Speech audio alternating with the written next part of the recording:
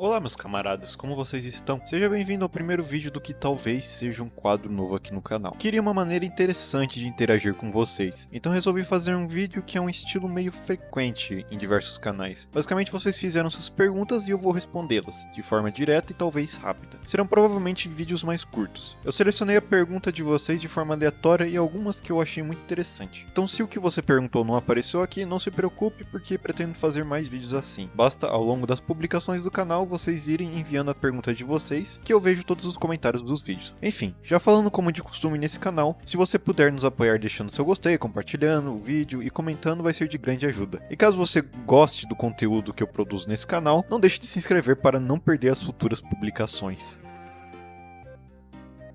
Por que temos nojo de baratas? Sempre que vemos uma em casa, a gente mata. Mas elas servem de alimento para vespas e digerem restos de matéria orgânica. Enfim, a barata que vive em nossa casa faz mal para nossa saúde? Essa é uma pergunta interessante. Algo que é sempre importante entendermos, quase todo local, inclusive nas cidades, é um ecossistema. Então mesmo muitas vezes não sendo animais nativos do país, você vai ter diversos animais que ocupam os mais diversos nichos e locais na cadeia alimentar. As baratas, elas são detritívoras, ou seja, se alimentam do resto de matéria orgânica. O problema é que nas cidades, restos de matéria orgânica pode ser lixo, dejetos humanos e corpos dos mais diversos tipos que estão em decomposição. Por consequência disso, as espécies de baratas encontradas em ambientes urbanos, principalmente a periplaneta americana, carrega consigo diversas doenças nas patinhas, tanto males fúngicos e bacterianos. Por isso, essas baratas quando se encontram na nossa casa, devem ser controladas, porque essas sim podem fazer mal a nós diferente das diversas espécies nativas e normalmente silvestres de baratas. Por que animais às vezes têm mudança de nome científico? Bom, antes de tudo, acho importante definirmos o que é um nome científico. O nome científico foi popularizado por Linneu, um cientista do século XVIII. O nome técnico que utilizamos para essa forma de identificação é nomenclatura binomial. Ela geralmente é formada pelo gênero do organismo e logo após um nome que remete a uma espécie em específico, quase como se estivéssemos organizando uma biblioteca. Agora, respondendo sua pergunta, muitas vezes espécies, não só animais, acabam por receber estudos mais aprofundados. Muitas vezes, por diversos fatores, essa espécie pode acabar sendo redescrita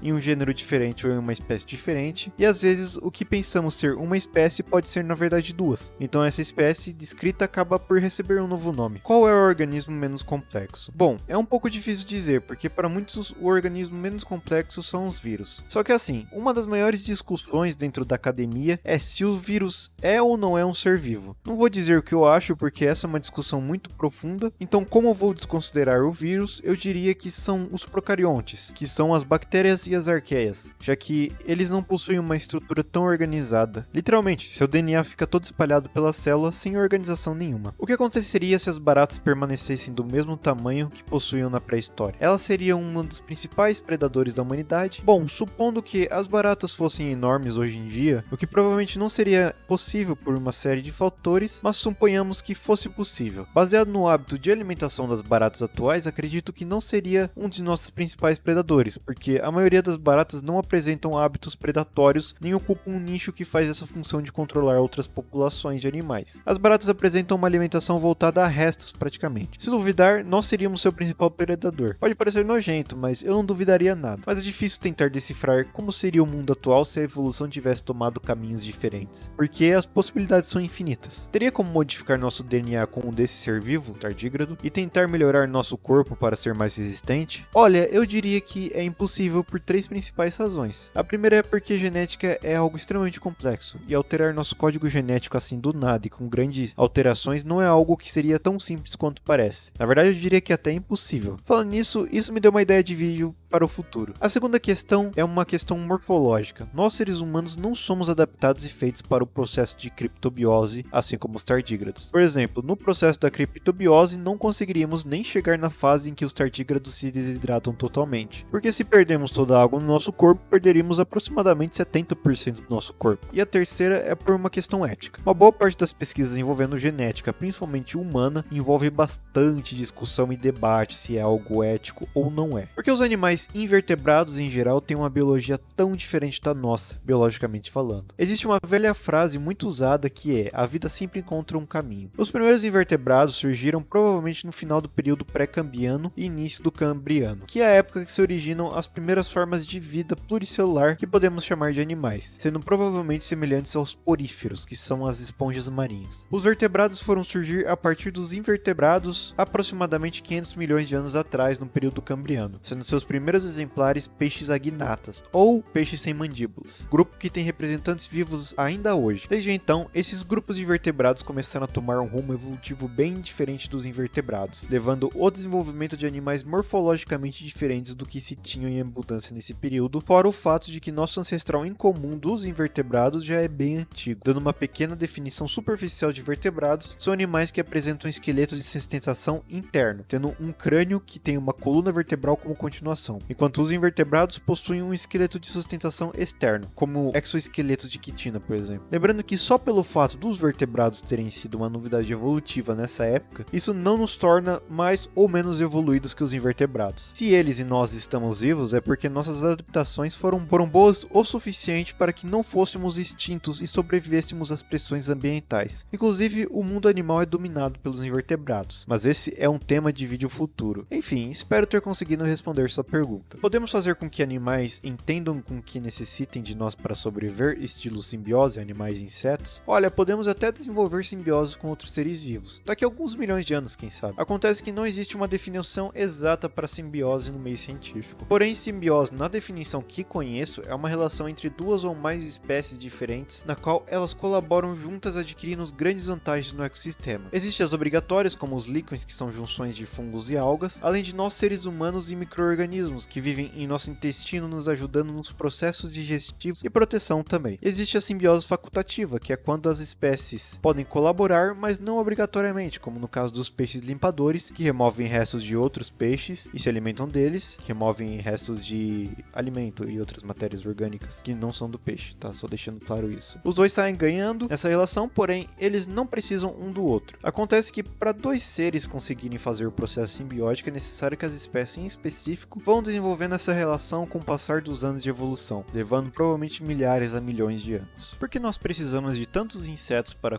caçarem outros insetos para nossa casa ficar controlada? Bom, como disse agora há pouco no vídeo, todos os locais em um ambiente urbano são um ecossistema, inclusive a nossa casa. Nossa casa, ela possui diversos organismos que vivem por aí, inclusive insetos. E se você não tem um animal que vá controlar esses outros insetos, como uma lagartixa, uma aranha, por exemplo, pode acabar com que esses insetos se espalhem demais. Então, assim como é num ecossistema natural, como uma floresta, por exemplo, se você tem uma espécie que não possui predadores, essa espécie acaba por se espalhar mais do que devia. É ilegal criar aranhas como animais de estimação? Eu tenho pensado em ter uma tarântula ou uma papamosca com bichinho. Olha, eu particularmente gostei muito dessa pergunta, porque achei excelente a atitude de buscar informação se é algo que está dentro da lei ou não. Bom, quem regulamenta as leis ambientais federais é o IBAMA, então é importante que entendamos o que é um animal doméstico e silvestre de acordo com o mesmo. Animal doméstico, abre aspas, animal doméstico, espécies cujas características biológicas, comportamentais e fenópticas foram alteradas por meio de processos tradicionais e sistematizados de manejo e melhoramento zootécnico, tornando-as em estreita dependência do homem, podendo apresentar fenótipo variável e diferente da espécie que os originou. Fecha aspas. Agora, animais silvestres. Abre aspas. Animal silvestre, espécie de fauna nativa ou exótica cujas características genótipicas ou fenópticas não foram alteradas pelo manejo humano, mantendo correlação com os indivíduos atual ou historicamente presentes em ambiente natural, independentemente da ocorrência e fixação de eventual mutação ou características fenóticas artificialmente selecionadas, mas que não se fixe por gerações de forma a incorrer em isolamento reprodutivo com a espécie original. Bom, tentando simplificar, basicamente animal silvestre é todo aquele que não foi alterado pelo ser humano de uma forma que essas características modificadas permaneçam ao longo das gerações, não mantendo uma distância genética considerável da espécie original. Portanto, as aranhas se encaixam como animal silvestre, fazendo com que sua criação em cativeiro não seja algo tão simples, já que a coleta